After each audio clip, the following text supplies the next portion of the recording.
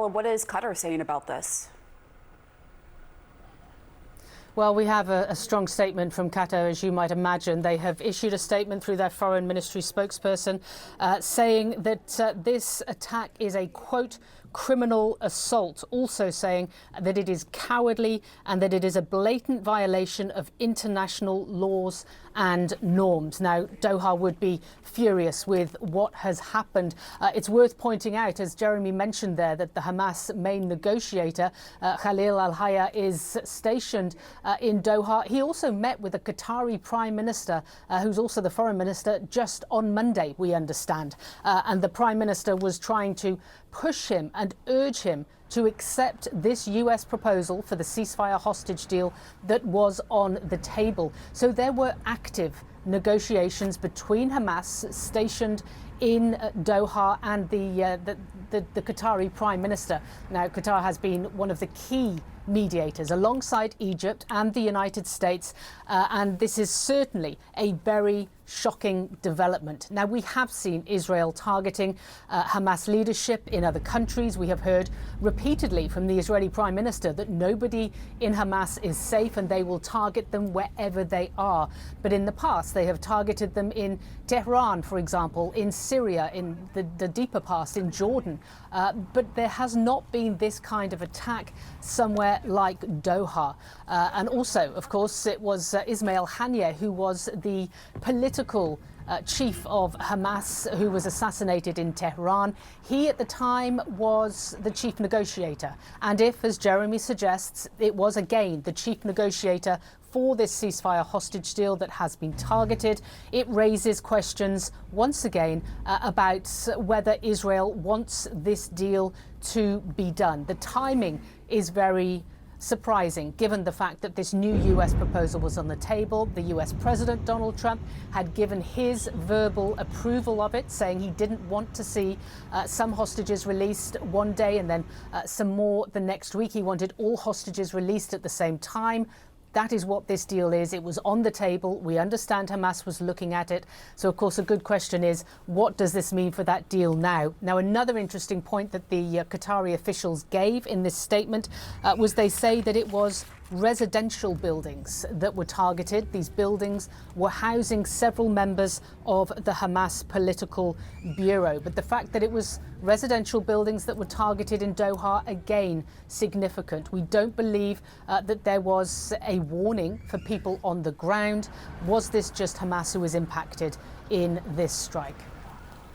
All right, Paula Hancock, thank you very, very much. We'll stay in close touch with you. I want to go get the latest from the White House. Kevin Liptak is there for us. Kevin, what are you hearing from White House officials? Yeah, officials still very much digesting the news of what happened is on the ground there in Doha. According to an Israeli official, the U.S. was notified ahead of time of their plans to carry out this strike. We have not gotten confirmation of that from the White House, and I think that that will be a very critical piece of information as we sort of digest what is happening here. As both Jeremy and Paula have noted, this comes at quite a critical moment. President Trump, as recently as Sunday, said that he thought a deal in Gaza could happen very soon as a result of this new plan that he had put on the table that would result in the immediate release of all 48 of those hostages in exchange for Israel ending its campaign to occupy Gaza City. He also wrote something of an ominous warning on Truth Social that day, saying that he's warned Hamas about the consequences of not accepting this deal, that this was his last warning, there will not be another one. So whether that was issued with the knowledge that Israel was planning this attack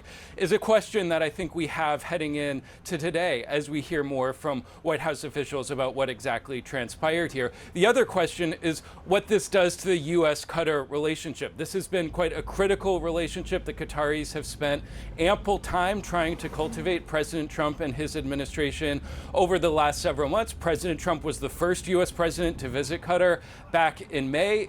Qatar hosts the forward headquarters of CENTCOM at Al Udeid Air Base. So some critical components of the U.S. national security infrastructure housed in Qatar. And according to Qataris who have said this over the last several years, it is actually the United States who asked Qatar to host Hamas's political leadership in Doha as a venue to have these kinds of negotiations. So how all of this sort of adds up over the coming hours, I think, remains to be seen.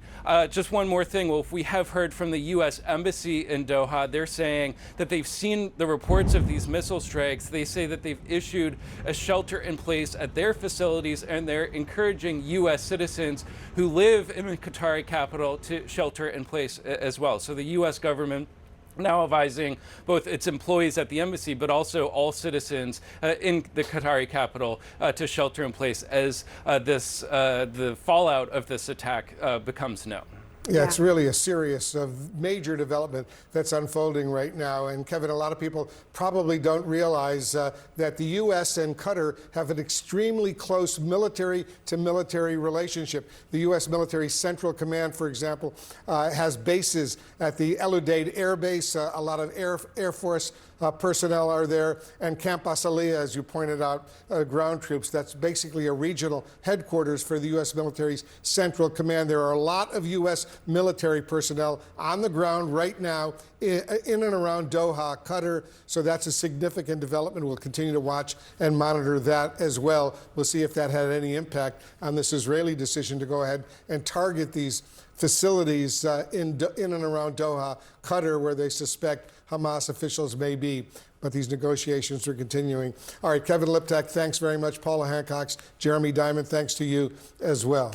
Yeah, and we should also note, when you look at the U.S. and Qatar relationship, it was Qatar that gifted controversially that luxury jet to President Trump recently to replace Air Force One. It is a close ally of the United States, so it will be interesting to hear from the White House on this. But I first want to go to CNN Chief International Correspondent Clarissa Ward, our correspondent in London. Clarissa, just talk about the significance of what's going on right now. I mean, this is a seismic event. It's not often you read something cross the wires that makes your jaw drop, but this was certainly fall into that category. And I think what will be crucial in the coming hours is trying to ascertain Israel's claim that the U.S. was aware of this strike. How aware of the strike were they? Did they effectively condone it? And if so, what could the possible impact of that tacit acceptance of this strike be in terms of the relationship between Qatar and the U.S.? And as Kevin was just articulating, and as you and Wolf have been discussing, this is a crucial relationship for the U.S. Qatar is host to the largest U.S. base in the entire Middle East. This is a close relationship that has lasted over many different administrations.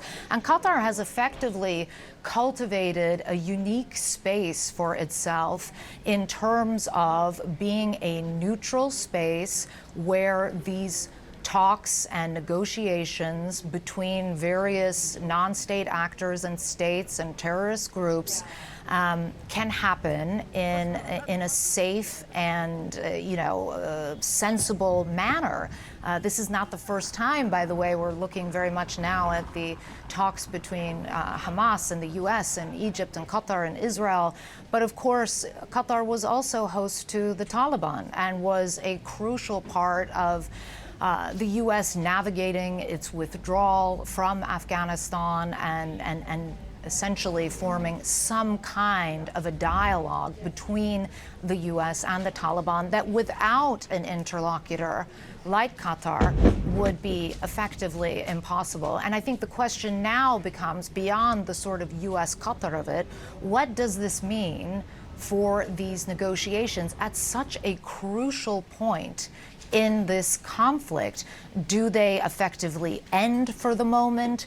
Do they move to a different location? Do we see Qatar try to launch some kind of a retaliation. I'm not even talking about a military retaliation, but some kind of a very strong diplomatic retaliation at Israel. What does that look like? And does it effectively torpedo these efforts, which had been ostensibly, according to multiple sources, gathering some momentum recently to try to push towards some kind of, if not a permanent end, at least a temporary stop to the fighting in Gaza? Pamela?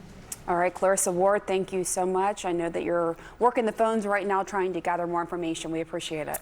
And I've spent a lot of time in and around Doha, Qatar, at the Camp Asaliya base, as well as the El Udeid Air Base. And this relationship between the U.S. military's Central Command and the Qatari military is very close. It's a key regional ally of the U.S., and we'll have more on the impact of how this Israeli strike is going to impact all of that.